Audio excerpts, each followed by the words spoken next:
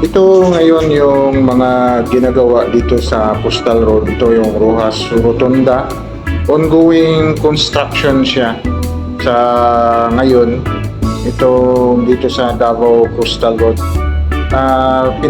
Pinakita natin ito ngayon, itong mga drone shot na ongoing project dito sa Coastal Road para matapos na magagamit na dito itong Coastal Road.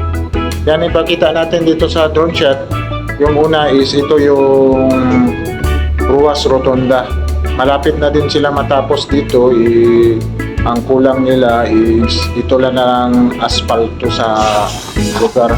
Tapos yung access road dito papunta doon sa Ruas Avenue is ongoing pa yung demolition at saka box culvert. Siguro malapit na rin sila matapos dyan. Yan, makita ninyo dito kung matapos itong area dito sa Ruas Rotonda is napakaganda tingnan. Yan o, yung access area is hindi pa natin makita talaga. So tuloy-tuloy pa rin yung demolition sa area dyan. Marami pang mga kabahayan na hindi na demolish. Ito yung pagpakita natin ngayon sa drone shot natin. At least makita ninyo yung kagandahan ng Coastal Road of Davao.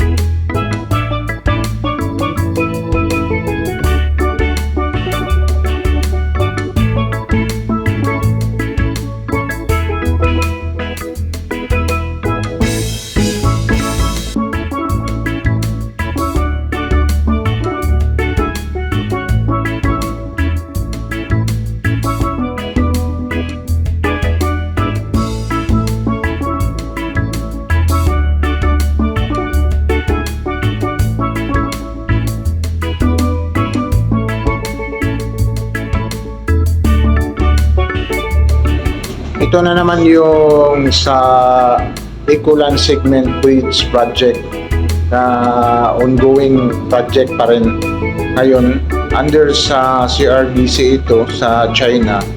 Tuloy-tuloy yung trabaho nila dito. Hope na mabilis ito matapos. Based sa kontrata nila is 2 years, 2026 pa matapos itong bridge project dito sa Davao River. Ang pinakita natin, ito yung Ecoland Segment site papunta ng Times Beach. Yung sarapan, yun yung ang Bukana papunta ng Boulevard sa Ruas Rotonda.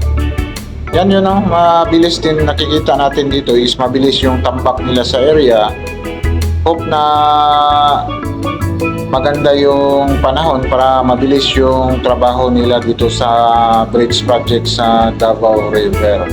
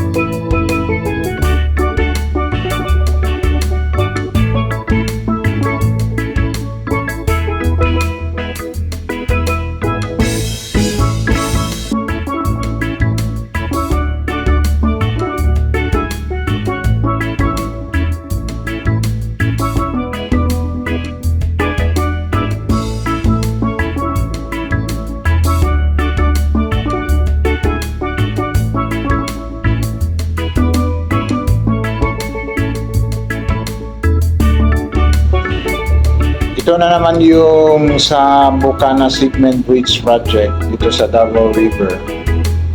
Yan ka. Kanina is doon tayo sa harapan, doon sa Ikulan Segment. Ito na naman yung sa Bukana Segment papunta ng Ruas Rotonda. Nagtambak-tambak din sila dito para siguro para magkasalubong sila sa project na ito.